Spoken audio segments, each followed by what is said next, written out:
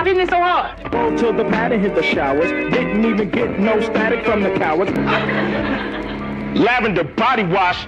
Ice Cube, the voice that helped shape American culture, the spirit behind Straight Outta Compton and the unforgettable soul of Friday, is more than just an icon.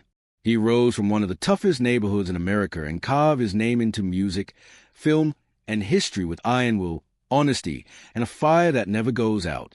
His journey, built from loss, resilience, and an unshakable will, inspired generations, but every victory came at the price of unimaginable pain. Now, at 56, the question lingers, what storm still tightens its grip around him? Born on June 15, 1969, in Westmorne, a corner of South Central Los Angeles where daylight felt thin and danger lived just beyond every door, he grew up surrounded by cracked sidewalks, flickering streetlights, and the quiet strength of parents who stretched every dollar to protect their children. His father, Hosea Jackson, carried the weary dignity of a man who spent long days working the grounds at UCLA, while his mother, Doris, guarded her children with a stern love shaped by fear of the world outside. Inside their small home, silence replaced conversation. Silverware clinked softly, and sirens drifted through the night. Ice Cube shared this fragile world with his older brother, Clyde, and a lineage rich in creativity. Yet even that spark couldn't shield him from the weight settling over his childhood. At 12, his world broke open when his sister Beverly died suddenly, a loss so devastating it changed the way he saw every sunrise. Their home grew colder, grief taking a seat at the table as his mother stared out windows and his father spoke less each day. Cube moved through the house cautiously, growing older in ways he couldn't name, carrying an invisible weight through the cracked streets of South Central and feeling like an outsider at school. The emptiness left by Beverly shaped every choice he made, weaving itself into a determination, thin at first, then fierce, to find a place where pain could breathe. Around 14, he found that place by accident when a friend challenged him to write some lines. What emerged were words that felt heavier and truer than anything he had spoken aloud. He began writing late into the night under a dim bulb, shaping verses that reopened wounds so they could heal, teaching himself through ache rather than instruction. Writing became survival, the only space where fear softened. And from that quiet corner, a voice began to rise. Each morning he traveled from South Central to Woodland Hills, navigating two worlds that never touched, carrying grief through polished hallways where he never quite fit, yet driven by a promise he made the day he lost Beverly, to keep moving forward. He tried stability in 1987, enrolling in the Phoenix Institute of Technology for architectural drafting, excelling in precision and discipline, but even blueprints couldn't rebuild the fractures in his life.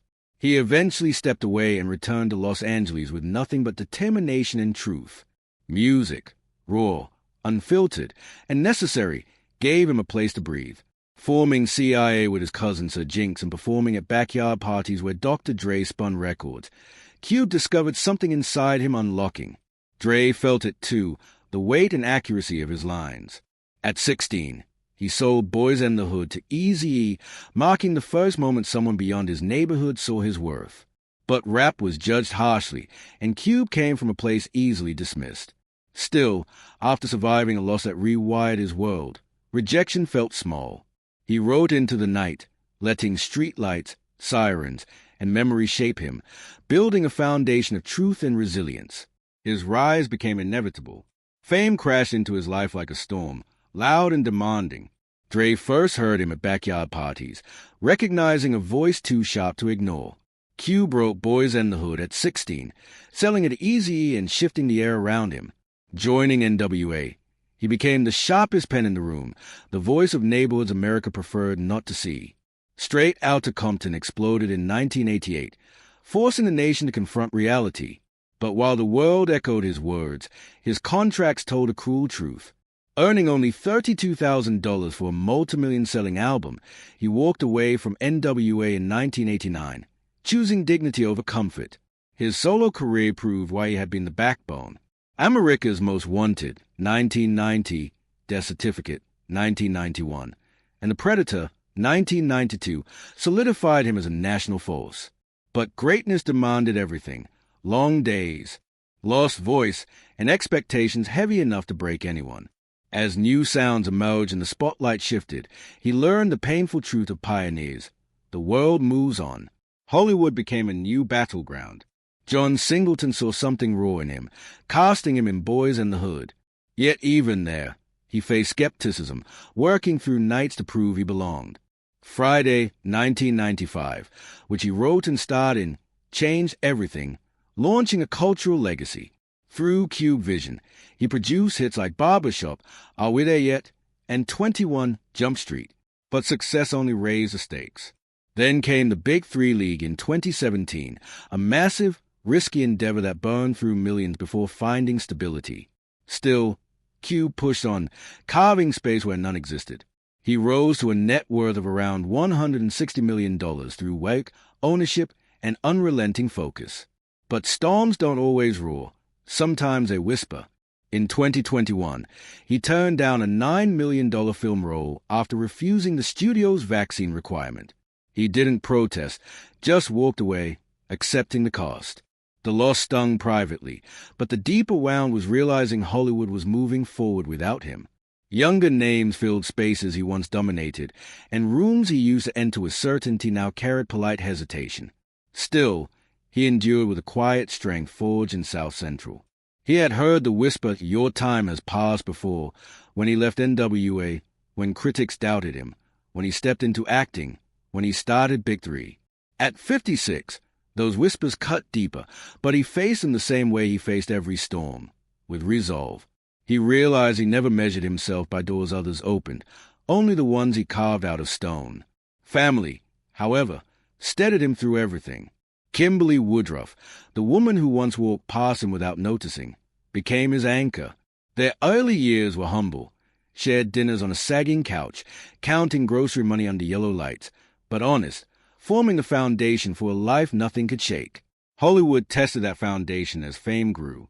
Kimberly ate dinners alone, tucked 5 children into bed while he lived in airports and hotel rooms, and held together the pieces he didn't see slipping. The night he missed their son's birthday carved itself into their marriage. Returning home to silence, drooping balloons, and a sleeping child clutching a gift meant for him, Cube felt something fracture. What saved them was not apology, but presence. He came home differently, slower, softer, more aware. Their children unknowingly stitched them back together, and in 2015, watching a Shade Jr. portray him in Straight Outta Compton, Cube felt a healing he never expected. Today, their home is imperfect but steady, earned through years of effort.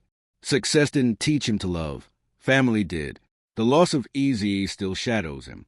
They had once been brothers in cramped studios, hopeful kids with notebooks and hunger. Fame lifted them. Pride divided them. Silence kept them apart. When Cube learned Eazy was in the hospital in 1995 with complications from AIDS-related pneumonia, regret hit him harder than any headline. He visited but froze outside the door, unsure what to say. 2 days later, Eazy was gone. Cube mourned privately, carrying regret that never fully loosened. The lesson remained: make peace while the door is open. Today, Ice Cube stands as proof of what discipline and belief can build.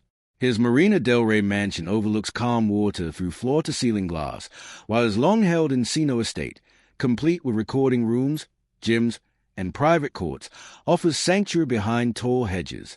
These homes reflect a journey from cracked sidewalks to panoramic views, from grief to greatness, from silence to a legacy carved by hand. Through every storm, roaring or whispering, Ice Cube has remained unbroken, defined not by spotlight, but by the strength to stand steady when the spotlight turns away.